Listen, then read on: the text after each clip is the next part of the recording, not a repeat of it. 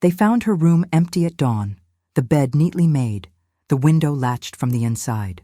No one believed me when I said she had been taken. I arrived at Ashford Hall 3 days after Miss Clara Pemberton vanished, though the family insisted she had merely departed without notice, as governesses sometimes did when their hearts grew restless or their reputations became inconvenient. The letter from Lady Ashford had been brief, almost dismissive in its politeness, but I knew the particular weight of words left unspoken. She had written to me not as a friend, for we had never been that, but as a woman whose social standing depended upon the swift resolution of whispers before they became scandals. A missing governess was unfortunate. A murdered one would be ruinous. The carriage rattled through the iron gates just as the November fog began to settle over the estate, turning the ancient oaks into gray sentinels and the gravel drive into a pale ribbon disappearing into nothing. I drew my cloak tighter, though the cold I felt had little to do with the weather. It had been 2 years since my husband's death. 2 years since I had retreated into the careful, quiet life of a widow who asked too many questions and made the drawing rooms of London uncomfortable with her refusal to simply grieve and remarry. They called me eccentric. They called me morbid. What they did not say, but certainly thought, was that I was unwomanly in my fascination with the darker truths that polite society preferred to bury alongside its dead. The butler who met me at the door wore the expression of a man who had been instructed to be courteous but not welcoming. He took my valise with gloved hands, his gaze sliding past my face as though I were a piece of furniture being delivered. The entrance hall smelled of beeswax and dying roses, and the afternoon light struggled through the tall windows, casting everything in shades of amber and shadow. Above the staircase hung a portrait of the late Lord Ashford, his eyes following me with the particular intensity that painters reserve for men who wish to be remembered as formidable. Lady Ashford received me in the drawing-room, her posture so correct it might have been carved from marble. She was handsome in the way of women who have never allowed themselves the luxury of vulnerability. Her dark hair swept into an elaborate arrangement that must have taken her maid an hour to complete. She did not rise when I entered. "I have always been grateful you could come on such short notice, Lady Hartley," she said, though her tone suggested she would have been equally grateful had I stayed in London. "The situation is delicate. Miss Pemberton was with us for nearly 8 months. A sweet girl, if somewhat given to melancholy. We believe she may have formed an attachment that proved unwise." I sat across from her, smoothing my traveling dress. The fabric was a deep plum, morning colors softened just enough to avoid being theatrical. "Had she given you reason to suspect such an attachment?" Lady Ashford's fingers tightened almost imperceptibly on her teacup. "There were letters. We discovered them after her departure. Nothing signed, of course, but the sentiment was clear enough. My husband believes she simply fled in the night, overcome by shame or longing. These young women from modest families, they can be so impulsive." "And you disagree," I said quietly. She met my eyes then, and I saw something flicker there, something that might have been fear, or might have been guilt. "I simply wish to know the truth, Lady Hartley, discreetly, before the servants begin to gossip and the neighbors begin to speculate. You have a reputation for uncovering what others prefer to leave buried. I trust you will exercise the appropriate restraint." I assured her I would, though we both understood that truth and restraint were often incompatible companions. She showed me to Miss Pemberton's room herself, perhaps because she did not trust the servants to remain silent about my presence, or perhaps because she wanted to observe how I worked. The room was in the east wing, a modest space with a narrow bed, a washstand, and a writing desk positioned beneath the window. Everything was meticulously clean, almost unnaturally so, as though someone had scrubbed away not just dust, but evidence. I moved slowly through the space, noting the small details that others might overlook. The wardrobe still held several dresses, simple but well made, the kind a governess might wear to maintain dignity without inviting envy. On the writing desk sat an inkwell, nearly empty, and a blotter with faint impressions of script I could not quite decipher. The bed linen smelled of lavender, fresh and crisp, but when I knelt beside the bed and ran my hand along the floor, my fingers came away sticky. I turned to Lady Ashford, who had remained in the doorway. "Has this room been cleaned since Miss Pemberton's departure?" "Of course," she said. a hint of defensiveness creeping into her voice. We could not leave it in disarray. I stood, brushing my hands together. Then you have destroyed whatever evidence might have told us what truly happened here. Her face paled slightly, but before she could respond, a voice spoke from the corridor behind her. On the contrary, Lady Hartley, I believe the evidence has merely been hidden, not destroyed, and I suspect you are precisely the sort of woman who knows where to look. I turned to see a man leaning against the door frame with the casual arrogance of someone who had never been denied entrance anywhere. He was perhaps 30, with dark hair that curled slightly at his collar and eyes the color of smoke before a storm. His clothing was expensive but worn with a deliberate carelessness, his cravat loosened, his coat unbuttoned. There was something unsettling about his face, a quality I could not immediately name, as though he carried a private amusement at the world's expense. My brother-in-law, Mr. Gabriel Ashford, Lady Ashford said, her voice tight. He has been away in London and only returned this morning. He smiled, but it did not reach his eyes. I came as soon as I heard about our missing governess. Such a fascinating puzzle, is it not? A young woman vanishes from a locked room, leaving behind her belongings and her obligations. One might think she had simply evaporated into the fog, or been made to disappear, I said evenly. His smile widened. Precisely. I knew you would be worth meeting, Lady Hartley. They say you have a talent for seeing what others cannot, or perhaps what they choose not to. Lady Ashford stepped between us, her discomfort evident. Gabriel, I must ask you not to interfere with Lady Hartley's work. This is a matter of discretion. He straightened, inclining his head in a mockery of deference. Of course, Amelia. I would never dream of interfering. I only thought Lady Hartley might benefit from knowing that I saw Miss Pemberton the night before she disappeared. We spoke, briefly, in the library. She seemed agitated. The silence that followed was sharp enough to draw blood. Lady Ashford's face had gone rigid, and I felt the sudden weight of a secret I had not yet uncovered pressing down upon the room. What did you speak about? I asked. Gabriel's eyes met mine, and I felt something shift in the air between us, a recognition that was both unsettling and strangely inevitable. She asked me if it was possible to escape one's past, he said softly. I told her that some pasts refuse to be escaped. They follow us like shadows until we turn and face them. That evening, I took supper alone in my room, pleading fatigue from the journey. In truth, I needed time to think, to arrange the fragments of information into something resembling coherence. The household was tense, the servants moving through the corridors with the hushed efficiency of people who feared being overheard. I had learned from the housekeeper, Mrs. Dawson, that Miss Pemberton had been well liked but private, that she often walked alone in the gardens after the children were abed, and that she had received no visitors in recent months. But there were the letters. Lady Ashford had mentioned them, and I intended to see them for myself. I waited until the house had settled into its nighttime rhythms, the distant sounds of doors closing and fires being banked, and then I slipped from my room with a candle and moved quietly toward the main staircase. The portraits seemed to watch me as I descended, their painted eyes gleaming in the flickering light. I had almost reached the ground floor when I heard footsteps behind me. I turned to find Gabriel Ashford following me, his own candle casting shadows across his face. I thought you might attempt this, he said. You do not strike me as a woman who sleeps easily when questions remain unanswered. You should return to your room, Mr. Ashford. This does not concern you. He descended the final steps until he stood beside me, close enough that I could smell the faint scent of tobacco and something darker, like smoke from a dying fire. On the contrary, Lady Hartley, I believe this concerns me a great deal. You see, I am not merely the charming wastrel my family believes me to be. I am also the man they will blame if Miss Pemberton's disappearance proves to be something more sinister than a midnight flight. Why would they blame you? He met my eyes, and in the candlelight I saw something raw and honest there, something that made my breath catch, because I was the last person to see her alive, he said quietly, and because I am already ruined. What is one more scandal to a man who has nothing left to lose? We stood there in the darkness, two people balanced on the edge of a truth that neither of us had yet spoken aloud, and I realized, with a clarity that was both thrilling and terrifying, that I was beginning to trust him.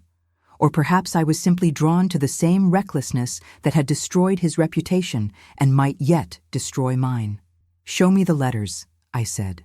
He smiled then, a real smile, tinged with something that might have been relief or might have been sorrow. "Follow me, Lady Evelyn, and try not to wake the dead." The letters were kept in Lord Ashford's study, a room I had not yet been permitted to enter. Gabriel produced a key from his waistcoat pocket with the kind of practiced ease that suggested he had used it before without permission, and I found myself wondering what other secrets he had helped himself to in this house. The lock turned with a soft click that seemed thunderous in the sleeping corridor, and we slipped inside like conspirators, which perhaps we were. The study smelled of leather and old tobacco, masculine and territorial in a way that made me acutely aware of my intrusion. Gabriel moved to the desk and opened the bottom drawer, withdrawing a small bundle of letters tied with string. He handed them to me without ceremony, his fingers brushing mine in a way that felt both accidental and deliberate. I carried them to the lamp and untied the string carefully. There were 5 letters in total, written on cheap paper in a hand that grew progressively more agitated with each correspondence. The first was dated June, 3 months after Miss Pemberton had arrived at Ashford Hall. I read aloud, keeping my voice low. "My dearest heart, I cannot continue this way, seeing you and yet not seeing you, speaking to you in rooms full of others when all I wish is to speak to you alone. You say we must be patient, that circumstances will change, but I fear time is not our ally. Every day I remain here, I feel myself disappearing a little more, becoming the shadow they believe me to be rather than the woman I am." Gabriel stood by the window, his back to me, but I could see the tension in his shoulders. The second letter? I unfolded it, noting the date. July. "My darling, you promised me we would find a way, but I am beginning to doubt your resolve." Today she looked at me with such suspicion, as though she could see straight through my carefully composed face to the truth beneath. "I am afraid, not of leaving, but of what staying might cost us both. If we are discovered, the scandal will destroy you. But if we do nothing, I fear it will destroy me." The third letter was shorter, written in August with a hand that trembled. "I saw the blood on your cuff last night. You said it was nothing, an accident with the letter opener, but I know what violence looks like. I have seen it before, in another life, in another house where I thought myself safe. Please, tell me the truth. Tell me I have not made the same mistake twice." I looked up at Gabriel, who had turned to face me. His expression was unreadable in the lamplight, but his eyes held something that might have been pain or might have been guilt. "She was afraid of someone in this house," I said quietly. "Someone violent." He crossed the room in 3 strides and took the letters from my hands, his touch more forceful now. "Read the last one," he said. "Then you will understand why I cannot let this matter rest." The 4th letter was dated late September. "Tonight I saw you in the garden with her, and I understood at last that I have been a fool. You never intended to honor your promises. I was merely a diversion, a secret to keep you entertained while you played the dutiful son, the respectable gentleman. I will not be discarded so easily. I have kept your letters, every one of them, and if you do not give me what you promised, I will show them to everyone. Let them see what kind of man you truly are." The final letter, dated the week before her disappearance, was brief and cold. "You have made your choice. Now I will make mine. By the time you read this, I will be gone. But I will not go quietly into obscurity. The truth has a way of surfacing, no matter how deeply you try to bury it." I folded the letters carefully, my mind working through the implications. "These are not letters to a lover," I said. "They are letters to someone who betrayed her, someone she trusted." Gabriel's jaw tightened. "They are letters to my brother." The words hung in the air between us like smoke. I studied his face, searching for deception, but found only a kind of weary honesty that made my chest ache. "Lord Ashford," I said, "your brother was involved with Miss Pemberton." He laughed, a bitter sound. "Involved, what a delicate word for what he did. My brother has a talent for making promises he never intends to keep, for making women believe they are special when they are merely convenient. Miss Pemberton was not the first governess he has taken a fancy to. She will not be the last, assuming she is found alive. Then why hide the letters? Why not simply dismiss her and be done with it? Because of the blood, he said quietly. The blood she mentioned in her letter. It was not from a letter opener. 3 days before she disappeared, there was an incident. My brother came home late, his clothes disheveled, his hands cut. He said he had fallen from his horse, but there was no horse, and the cuts were defensive wounds, the kind one gets when trying to fend off an attacker, or when trying to restrain someone. I felt cold, despite the warmth of the room. You think he hurt her? I think he is capable of it. I have seen his temper, what he becomes when he drinks too much or feels his authority challenged. But I have no proof, Lady Hartley. Only suspicions and these damned letters that prove he was entangled with a woman who has now vanished without a trace.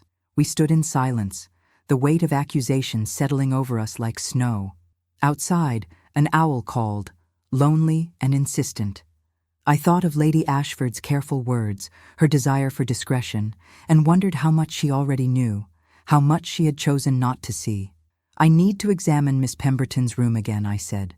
Properly this time, without your sister-in-law hovering. There was blood on the floor, hidden beneath the bed. Someone cleaned it hastily, but they could not remove all traces. Gabriel's eyes met mine, and I saw a flicker of something I had not expected. Hope. Tomorrow, he said. I will keep my brother occupied while you search. But Lady Hartley, you must understand what you are undertaking. If you discover that he is responsible, if you bring that truth to light, it will tear this family apart. My sister-in-law will never forgive you. Society will close ranks around him and cast you out as a troublemaker, a woman who oversteps her place. And if I remain silent? If I allow a woman's disappearance to be dismissed as romantic folly, while a man who may have harmed her continues to live without consequence? He stepped closer, so close I could see the fine lines at the corners of his eyes, the shadow of stubble along his jaw. Then you would be like everyone else in this house, he said softly, choosing comfort over truth. I do not believe you are capable of that. His words felt like a challenge and a confession all at once. I should have stepped back, should have maintained the proper distance between us, but I found I could not move. There was something magnetic about him, something dangerous in the way he looked at me, as though he could see past the widow's weeds and the careful composure to the woman who had spent 2 years asking questions no one wanted to answer. Why do you care? I asked, my voice barely above a whisper. If your brother is guilty, exposing him will ruin you as well. You said yourself you are already the family scandal. He smiled then, sad and knowing. Perhaps that is precisely why I care. I have nothing left to protect, no reputation to salvage. But Miss Pemberton, she had everything still ahead of her, a whole life unlived. If someone took that from her, I want them to pay for it, even if that someone is my own blood. I left the study with the letters hidden beneath my shawl, Gabriel's candle lighting my way back to my room. Sleep did not come easily. I lay in the darkness, listening to the house settle and creak, thinking about the woman who had slept in these same walls, who had written those desperate letters, who had vanished as completely as though the earth had swallowed her whole. In the morning, I rose early and dressed in my plainest gown, one suitable for work rather than social calls. The household was quiet, the servants moving through their routines with the mechanical precision of long practice. I took my breakfast in the dining room, enduring Lady Ashford's polite inquiries about my comfort while watching Lord Ashford read his newspaper with the serene indifference of a man who believed himself untouchable. He was handsome in a cold, classical way, his features almost too perfect, his manner too controlled. When he finally acknowledged my presence, his smile did not reach his eyes. I trust you are finding your stay comfortable, Lady Hartley.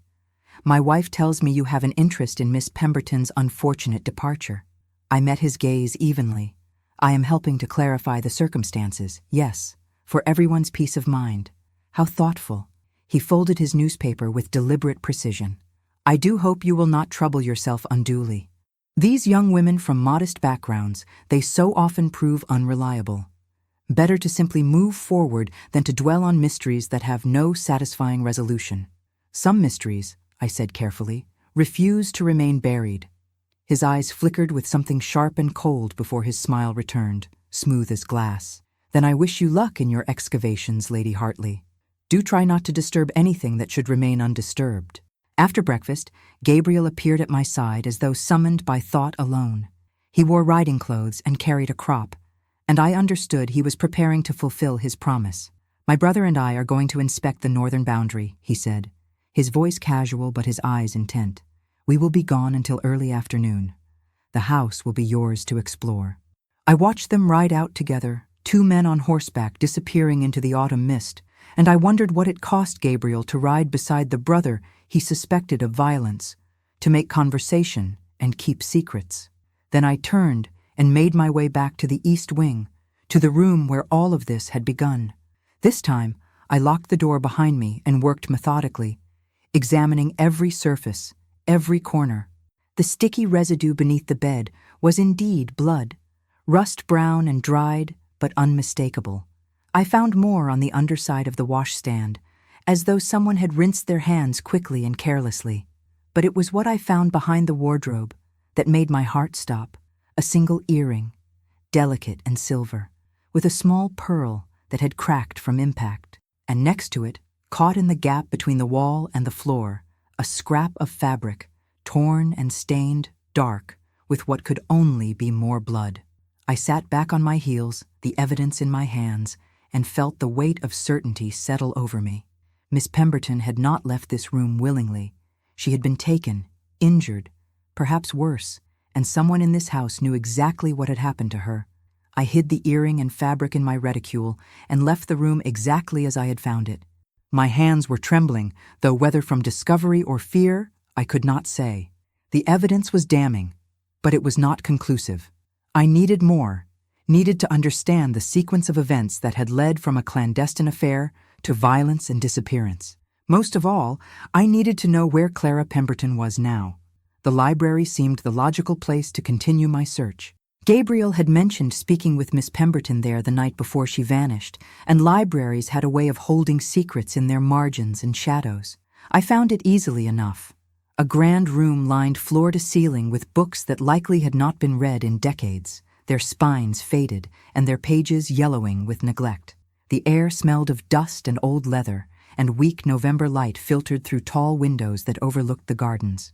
I walked the perimeter slowly, running my fingers along the shelves, looking for anything out of place.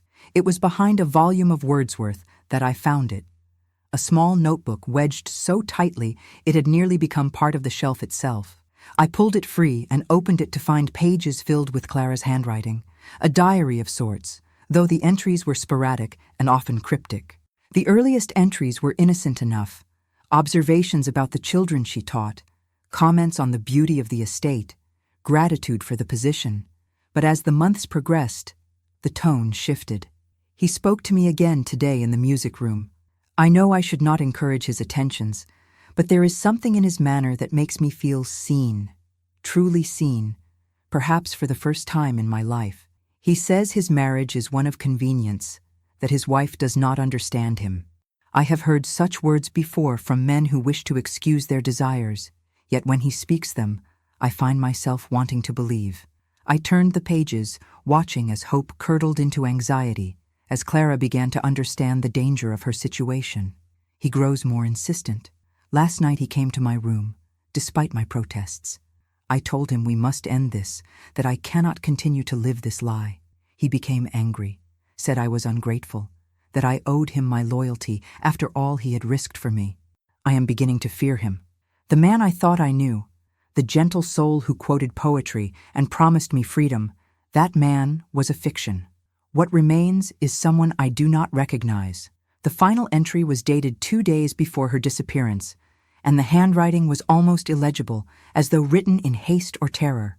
I told him I was leaving, that I would find another position, and we must never speak again. He said I would regret making an enemy of him, that he had friends who could ensure I never worked in a respectable house again. When I threatened to tell his wife everything, his face changed. I have never seen such cold fury. He said that loose tongues sometimes led to unfortunate accidents, and that governesses were easy to replace. I am packing tonight. I will leave at dawn, before the household wakes. I pray I am being foolish, that his words were merely meant to frighten me. But I have learned to trust my instincts, and my instincts tell me I am not safe here. I closed the diary, my heart hammering. Clara had been planning to leave. She had known she was in danger, but she had never made it past dawn, had never escaped the house that had become her prison. Someone had stopped her. I heard the library door open behind me and turned to find Gabriel standing there, still in his riding clothes, his hair windswept and his cheeks flushed from the cold. "We returned early," he said, his eyes moving to the diary in my hands. "My brother has gone to his study. I thought you should know." I held up the diary. She knew she was in danger. She was leaving the morning she disappeared. He crossed to me in swift strides and took the diary, reading the final entry with a face that grew progressively darker. "He threatened her," Gabriel said quietly, his voice tight with controlled rage. "My own brother threatened a defenseless woman because she dared to refuse him. The question is whether he followed through on that threat, whether she is simply missing or something far worse."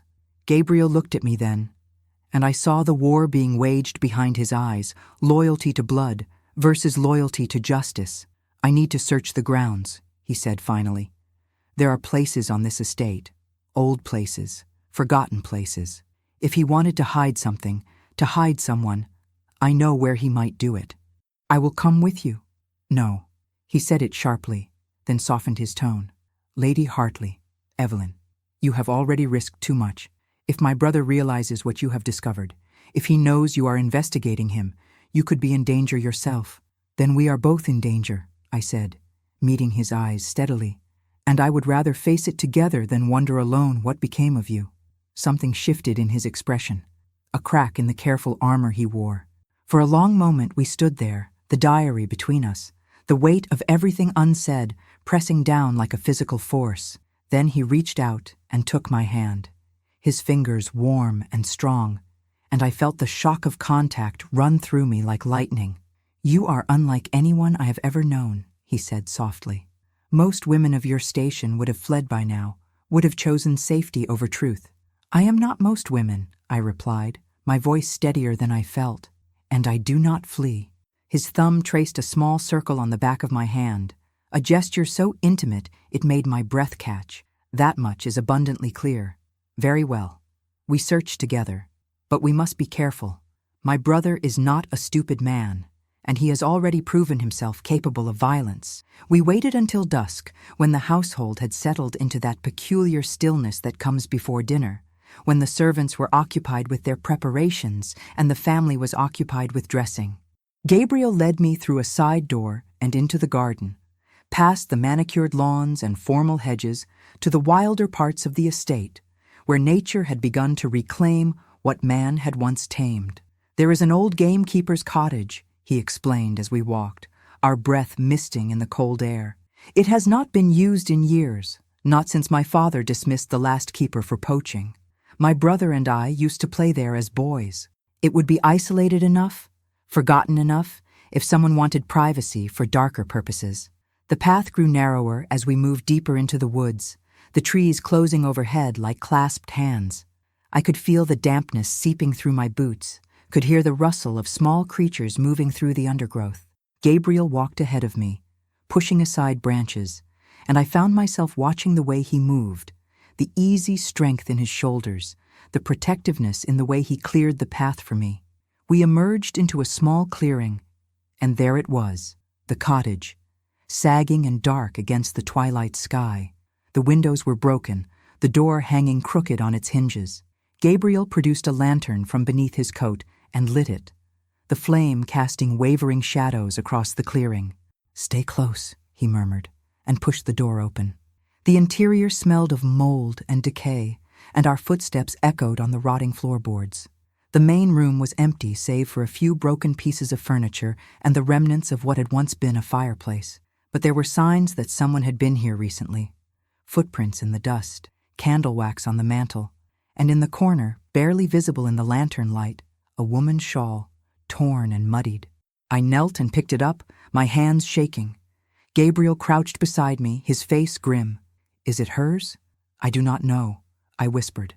"But someone was here. Someone left this." We searched the rest of the cottage methodically, finding more small signs of recent occupation. A tin cup, a blanket, but no body, no Clara. Gabriel stood in the center of the main room, turning slowly, His jaw clenched. If he brought her here, if he hurt her here, where did he take her afterwards? I thought of the estate, of the miles of land, the woods and fields and countless places a body could be hidden. But something about the cottage bothered me, something I could not quite name. I walked back to the corner where I had found the shawl and knelt again, running my hands along the floorboards. They were loose here, older than the rest, and when I pressed down on one, I heard a hollow sound. "Gabriel," I said, and he was beside me instantly. "Help me with this." Together we pried up the boards, revealing a small cavity beneath, and there, wrapped in oilcloth, we found them. Letters. Dozens of letters, all in Lord Ashford's hand, all addressed to Clara. But these were different from the ones we had found in the study. These were older, more intimate, filled with promises and declarations that made my cheeks flush to read them aloud. "He loved her," I said wonderingly, or believed he did. Gabriel's face was ashen in the lantern light. "My brother does not know how to love anything except his own comfort. These are the words of a man playing a role, saying what he thinks will secure what he wants. And when she no longer served his purposes, when she became a threat instead of a convenience, he discarded her. The question is how permanent that discarding was." We walked back to the house in silence, the letters hidden beneath Gabriel's coat, the shawl tucked in my reticule alongside the earring and torn fabric. The evening had grown fully dark, and lights blazed in the windows of Ashford Hall like a ship floating on a sea of shadows. I felt the pull of it, the terrible magnetism of truth waiting to be uncovered, and I knew with absolute certainty that I could not leave this place until I had found Clara, living or dead. Gabriel stopped me before we reached the terrace, his hand gentle on my arm. "Evelyn," he said, and I realized it was the first time he had used my given name without my title, the first time he had spoken to me as though we were equals rather than lady and gentleman. "Thank you for believing me, for helping me seek justice when everyone else in this house would prefer to look away." I turned to face him fully, and in the darkness his eyes were very dark, very serious. We stood close enough that I could feel the warmth radiating from him despite the cold. "Justice is not always comfortable," I said quietly, "but it is necessary. For Clara, for all the women who have been silenced and forgotten." He lifted his hand and brushed a strand of hair from my face, his fingers lingering against my cheek. "You are extraordinary," he said softly, "and I fear I am beginning to care for you far more than is wise." My heart was beating so hard, I was certain he could hear it. "Wisdom has never been my strong suit," I replied, and then his lips were on mine, gentle and questioning, and I was kissing him back, all propriety and caution dissolving in the heat of that moment. When we finally drew apart, I was trembling, and not from the cold. "We cannot," I began, but he stopped me with a finger against my lips. "I know," he said.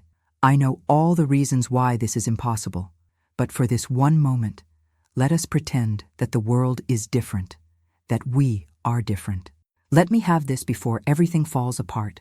And so I let him hold me there in the darkness, surrounded by secrets and the specter of violence, and I allowed myself to imagine, just for a heartbeat, that love might be possible even in the shadow of death. That night, I barely slept. I lay in the darkness, listening to the house breathe around me, thinking about Gabriel's kiss and Clara's desperate diary entries, and the shawl hidden beneath rotting floorboards. Every creak of timber felt like a warning, every distant sound like footsteps approaching my door. I had crossed a line, and there was no returning to the safe ignorance I had arrived with. When dawn finally broke gray and cold through my window, I rose and dressed with shaking hands. I had decided during the long hours of sleeplessness that I could not wait any longer. I needed to confront Lord Ashford directly, to see his face when I presented the evidence, to judge for myself whether he was capable of murder or merely cruelty. Gabriel would object, would insist it was too dangerous, but this was not his decision alone. This was about justice for a woman who had no one else to speak for her. I found Lord Ashford in the breakfast room, alone, reading his correspondence with the same serene detachment he brought to everything. He looked up when I entered, his expression politely inquiring, and I felt a cold fury settle in my chest at his composure. "Good morning, Lady Hartley. You are awake early. I trust you slept well. I sat across from him without waiting for invitation, my hands folded in my lap to hide their trembling. I need to speak with you about Miss Pemberton, I said evenly. His smile remained fixed, but something flickered in his eyes. As I said before, there is little to discuss. The girl left of her own accord. That is not true. I withdrew the earring from my reticule and placed it on the table between us. I found this in her room, along with blood that someone attempted to clean, but could not fully remove. She did not leave willingly, Lord Ashford. She was taken. He stared at the earring for a long moment, his face unreadable. Then he set down his coffee cup with deliberate care. You have been very busy, Lady Hartley. Very intrusive. I wonder what gives you the authority to ransack my home and make wild accusations. The authority of truth, I said quietly. I have read the letters, my lord. Both the ones you hid in your study and the ones you hid in the gamekeeper's cottage. I know about your affair with Miss Pemberton. I know you threatened her when she tried to leave. His jaw tightened, the first crack in his perfect facade. Those letters are private property. You had no right. And Miss Pemberton had the right to leave your employment without being harmed. Where is she, Lord Ashford? What did you do to her? He stood abruptly, his chair scraping loudly against the floor. You are hysterical, madam. Imagining crimes where there are none.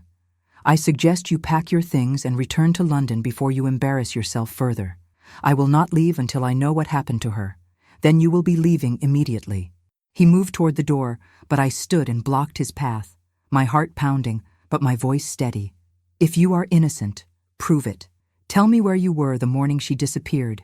Tell me why there was blood in her room. Tell me why a woman who feared for her life vanished the very night after you threatened her. His face flushed with anger, and for a moment I thought he might strike me. But then a voice spoke from the doorway, cold and controlled. That will be quite enough. Lady Ashford stood framed in the entrance, her morning dress impeccable, her face a mask of icy fury. I believe you have overstayed your welcome, Lady Hartley. I will have the servants prepare your carriage immediately.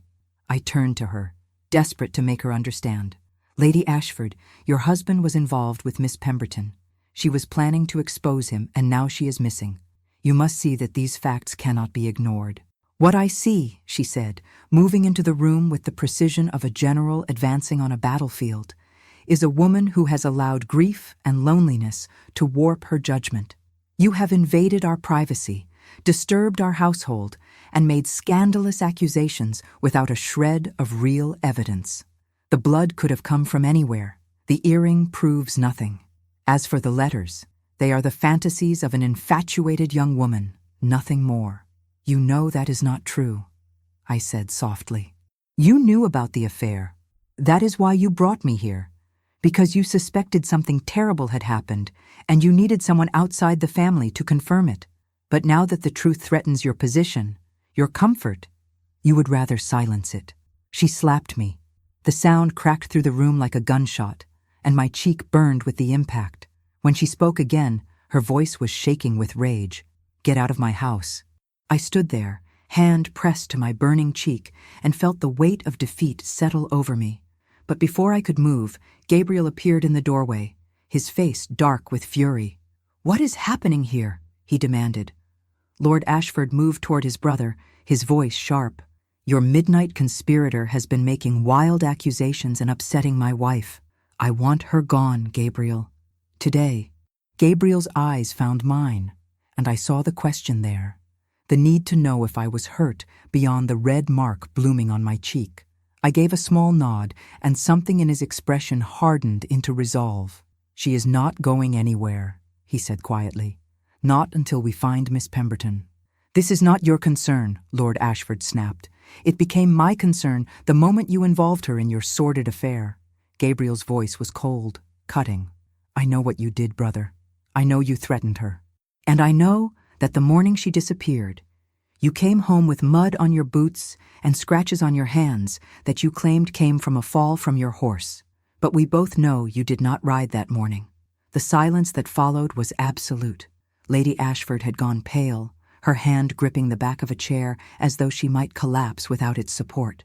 Lord Ashford stared at Gabriel with an expression that held both fury and something else, something that might have been fear. "You would betray your own blood for a governess?" he said finally, his voice low and dangerous. "I would seek justice for a woman who deserved better than to be used and discarded by a man who believes his position makes him untouchable. Where is she, Edmund? What did you do to her?" "I did nothing," Lord Ashford said, but his voice lacked conviction. "She left. I do not know where she went." "Liar," Gabriel said flatly. "Tell us the truth, or I will go to the authorities myself and let them search the estate. How long do you think it will take them to find evidence? How long before the scandal you fear becomes unavoidable?" Lady Ashford made a small sound, almost a whimper, and sank into the chair. "Edmund," she whispered, "tell them, please. I cannot bear this any more." Lord Ashford looked at his wife, and something in his face crumbled. He suddenly seemed older, smaller, a man confronting the consequences of his own weakness. "She was going to ruin me," he said quietly. "She had the letters. She said she would take them to my solicitor, to my wife, to anyone who would listen. I tried to reason with her, to make her see that she had nothing to gain by destroying my reputation. But she would not listen." "What did you do?" I asked, my voice barely above a whisper. He looked at me then, and I saw guilt and shame warring in his eyes. "I went to her room that night. I thought I could persuade her, could offer her money, a position elsewhere, anything to secure her silence. But she fought me. She screamed at me, said she would see me ruined even if it destroyed her as well. We struggled. I only meant to quiet her, to keep her from waking the household, but she fell, hit her head on the corner of the washstand. There was blood, so much blood. The room seemed to tilt around me. She was dead," I breathed. I did not know what to do. I panicked. I cleaned what I could and wrapped her in a sheet. I took her to the cottage, thinking I would hide her there until I could decide what to do. But when I returned the next morning, she was gone. Gabriel had gone very still. "Gone," he repeated. "What do you mean, gone?" "I mean she was not there. The door was open, the sheet I had wrapped her in was discarded on the floor, but she was nowhere to be found." Lord Ashford's voice was rising now, edged with hysteria. "I searched the woods, the grounds, everywhere. She had simply disappeared." "Because she was not dead," I said, understanding flooding through me like cold water. "You thought you had killed her, but she survived. She woke and fled. But where would she go?" Lady Ashford asked, her voice small and lost. "Injured, terrified, with nowhere to turn." Gabriel and I exchanged a glance, and I saw my own thoughts reflected in his eyes. "The village," I said. "There is a church in the village, St. Margaret's. If she was desperate, hurt, she might have sought sanctuary there." We rode to the village within the hour, Gabriel and I, leaving Lord and Lady Ashford to sit with the wreckage of their carefully constructed lives. The morning was cold and bright, the sky that particular shade of pale blue that comes after storms, and I felt as though I were racing toward either salvation or final heartbreak. The church stood at the edge of the village, old stone and stained glass, its cemetery peaceful beneath ancient yews. The vicar met us at the door, a kind-faced man who looked startled by our urgency. "We are looking for a young woman," I explained quickly. "She may have come here 3 days ago, injured, seeking help." Recognition dawned in his eyes. "Miss Pemberton." "Yes, she is here. She arrived at dawn, barely conscious, blood in her hair. We sent for the doctor, tended her wounds. She has been recovering in the rectory." "She is alive?" Gabriel's voice broke on the word. The vicar nodded. "Weak, frightened, but yes, very much alive. She has not wished to speak of what happened, and we did not press her. We thought it best to let her heal first." He led us to a small room where Clara lay propped against pillows, her head bandaged, her face pale but composed. When she saw us, her eyes widened with fear, but I crossed to her quickly and took her hand. "You are safe now," I said gently. "Lord Ashford has confessed. You need not fear him any more." She began to cry then, quiet tears that spoke of relief and trauma and the slow beginning of healing. "I am sorry," she whispered. "I should have left sooner. I should have known." "You have nothing to apologize for," I told her firmly. "What happened was not your fault. You are the victim, not the villain of this story." Gabriel stood by the window, his back to us, but I could see the tension in his shoulders. When he finally turned, his eyes were bright with unshed tears. "I am sorry, Miss Pemberton," he said quietly. "Sorry that my family brought you such harm. If there is anything I can do to help you rebuild your life, you need only ask." She looked at him for a long moment, then nodded. "Thank you, Mr. Ashford. You are not like your brother. That much has always been clear." We returned to Ashford Hall that afternoon, with Clara safe in the carriage, wrapped in blankets the vicar's wife had provided, her hand gripping mine as though I were the only tether keeping her from drifting back into the nightmare she had escaped. Gabriel rode alongside us on horseback, silent and watchful, his face carved from stone. The confrontation we were returning to would determine not just Lord Ashford's fate, but the fate of everyone connected to this house. The servants scattered like startled birds when we arrived, whispers following us through the corridors like ghosts. Lady Ashford waited in the drawing room, her posture rigid, her face composed into that particular blankness that comes from years of suppressing inconvenient emotions. Lord Ashford stood by the window, his back to us, and he did not turn when we entered. Clara stood in the doorway, swaying slightly, and I kept my arm around her waist to steady her. Lady Ashford's eyes moved to her, and I saw something crack in that careful facade, something that might have been shame or might have been relief. "Miss Pemberton," she said quietly, "I am glad to see you alive." Clara's voice was steady despite her pallor. "I wish I could say the same about my return to this house, my lady, but I have come only to collect my belongings and to ensure that what happened here is properly recorded. I will not allow this to be buried in silence."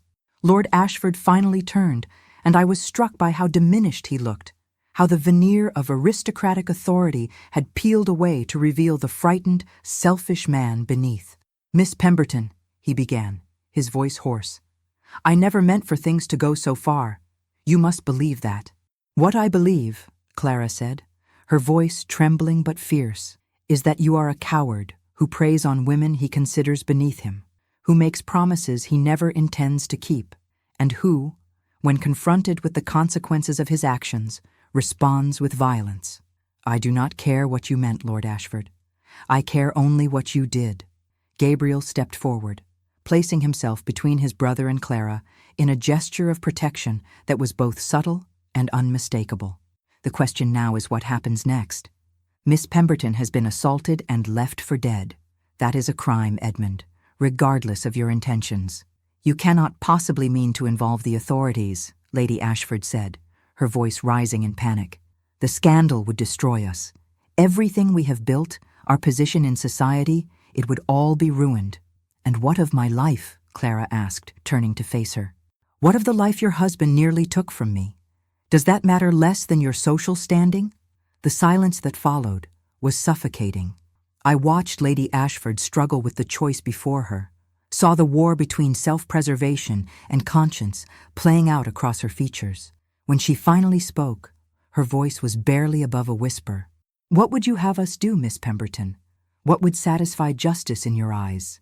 Clara looked at her for a long moment, and I saw the young woman she had been when she first arrived at this house, full of hope and dignity, before it had been stripped away by betrayal and violence. "I want your husband to publicly acknowledge what he did. I want a formal apology, in writing, that admits to the assault and exonerates me of any wrongdoing. I want a substantial financial settlement that will allow me to live independently, to never again have to rely on the mercy of men like him. And I want a letter of recommendation so impeccable that I may find respectable employment should I choose to." "And if we provide these things?" Lord Ashford asked, a note of desperate hope in his voice. "Then I will not go to the authorities. I will leave this house and this county, and I will never speak of what happened here. But know this, Lord Ashford. If you ever harm another woman the way you harmed me, I will come forward. I will tell everything. Your confession will hang over you like a sword for the rest of your life." Gabriel looked at his brother with something that might have been pity or might have been contempt. "She is offering you mercy you do not deserve, Edmund. I suggest you accept it." Lord Ashford nodded, defeated. "I will prepare the documents myself. You will have everything you ask for, Miss Pemberton. You have my word." "Your word," Clara said bitterly, "means nothing to me, but I will trust Lady Hartley and Mr. Gabriel Ashford to ensure you honor this agreement." The next 3 days passed in a strange, tense limbo. Lord Ashford kept to his study, emerging only to present the documents Clara had demanded, each one meticulously prepared and legally binding. Lady Ashford moved through the house like a ghost, her perfect composure finally shattered, and I sometimes heard her weeping behind closed doors in the hours before dawn. The servants watched everything with wary eyes, understanding that the foundation of the world they knew was crumbling. I helped Clara pack her belongings and prepare for her departure, listening as she spoke of her plans to travel to Scotland, where she had a distant cousin, to perhaps open a small school for girls who had nowhere else to turn. There was strength in her now, forged in fire, and I knew she would survive this. More than survive, she would build something beautiful from the ashes of her trauma. Gabriel and I spoke little during those days, both of us understanding that our own reckoning was still to come. But I felt his presence constantly, the weight of his gaze when I crossed a room, the brush of his hand against mine when we passed in corridors. We were both waiting, holding our breath, for the moment when we could finally address what had grown between us. That moment came on Clara's final evening at Ashford Hall. She had already departed, taken by private carriage to the train station with enough money to secure her future and letters that would open doors previously closed to her. The house felt empty in her absence, as though something vital had been extracted, leaving only the hollow shell of propriety. I found Gabriel in the library, standing before the same window where Clara had once stood, staring out at the darkening gardens. He turned when I entered, and the look in his eyes made my heart ache. "She is safe," I said softly. "That is what matters." He crossed to me in 3 long strides and took my hands in his. "Because of you. You gave her justice when no one else would. You refused to look away." "We both did," I said. "You believed her. You stood against your own family for her sake, and in doing so, I have severed the last ties that bound me to this house." He smiled, but it was edged with sadness. "Lady Ashford has made it clear that I am no longer welcome here. My brother will not meet my eyes. I am officially the family disgrace, though I wear the title with considerably more pride than before. What will you do?" He lifted one of my hands to his lips, pressing a kiss to my knuckles that sent warmth flooding through me.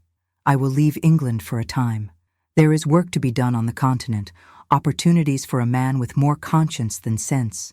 But before I go, I needed to ask you something." My breath caught. "Ask me. Come with me." He said it quickly, as though afraid he might lose his courage. "I know it is improper. I know society would condemn us. You are a widow. I am a man without prospects or family approval. But Evelyn, these past days with you, working beside you, watching you refuse to compromise your principles for the sake of comfort, it has shown me what I have been missing my entire life. I do not want to lose that. I do not want to lose you." I stood there, his hands warm around mine, and felt the full weight of the choice before me. I could return to London, to my quiet widow's life, to the safety of social acceptance and the slow death of unexpressed longing. Or I could take this leap into the unknown with a man who had proven himself worthy of trust, who saw me not as a scandal or an inconvenience, but as an equal. "Gabriel," I began, and saw hope flare in his eyes. "I am not the kind of woman who makes reckless decisions. I have spent 2 years being careful, being proper, being precisely what society expects of a respectable widow." "I know," he said quietly. "That is why I am asking, not demanding. I would never presume." I smiled then, feeling something that had been locked tight in my chest finally break free. But perhaps it is time I stopped being so very careful. Perhaps it is time I chose the life I want, rather than the life I am expected to want. His expression transformed, joy and disbelief warring across his features. "You mean it? You will come?" "On one condition," I said firmly. "We do this properly. I will not be your mistress or your secret. If we are to build a life together, it will be as equals, with honesty and respect." He laughed then, a sound of pure relief and happiness. "Lady Evelyn Hartley, you are the most extraordinary woman I have ever known, and I would be honored to build a life with you on any terms you choose. Then we have an understanding, Mr. Ashford." He pulled me close, And when he kissed me this time, it was not stolen in darkness, but claimed in lamplight, a promise and a beginning. I felt the last of my carefully constructed walls crumble, and I realized that I had been holding my breath for 2 years, waiting for permission to live again. I no longer needed permission. I needed only courage, and standing in Gabriel's arms, I had courage enough. We left Ashford Hall together 3 days later, our trunks packed, our plans made. Lady Ashford watched from the window as our carriage pulled away, her face unreadable, and I felt a moment of pity for her. She had chosen safety over truth, comfort over justice, and she would live with that choice in the empty halls of her perfectly maintained prison. But I had chosen differently. I had chosen truth and justice and the terrifying freedom that came with them. I had chosen a man who valued conscience over convenience, who had proven he could stand beside me as an ally rather than a master. And I had chosen, finally, to forgive myself for surviving when my first husband had not, to allow myself the possibility of happiness again. The carriage carried us toward London and then beyond, toward a future unwritten and unknown. Gabriel sat beside me, his hand covering mine, and I felt the rightness of it settle into my bones. We would face scandal, certainly. We would face judgment and closed doors and whispered gossip, but we would face it together. 2 people who had learned that some truths were worth any cost, and that love, real love, was built not on pretty promises, but on shared conviction and mutual respect. As the countryside rolled past the window, gray skies giving way to hints of gold where the sun fought through the clouds, I thought of Clara beginning her new life in Scotland. I thought of the women who would come after her, who would need voices raised on their behalf, who would need someone to refuse to look away from inconvenient truths. And I knew that my work, our work, was just beginning. They found her room empty at dawn, I had said when I arrived at Ashford Hall. No one believed me when I said she had been taken, but I had been right. I had trusted my instincts, had refused to accept easy lies, and in doing so had saved a life and found my own salvation. The world might say I was ruined, traveling unchaperoned with a man not my husband, abandoning propriety for passion. But I knew better. I was not ruined. I was free.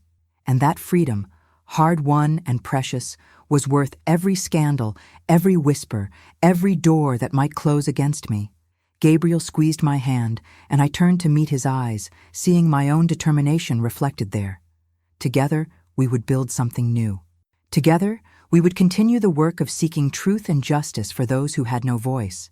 And together, we would prove that love built on honesty and respect could survive anything the world threw at us. The future was uncertain, but it was ours, and that was enough.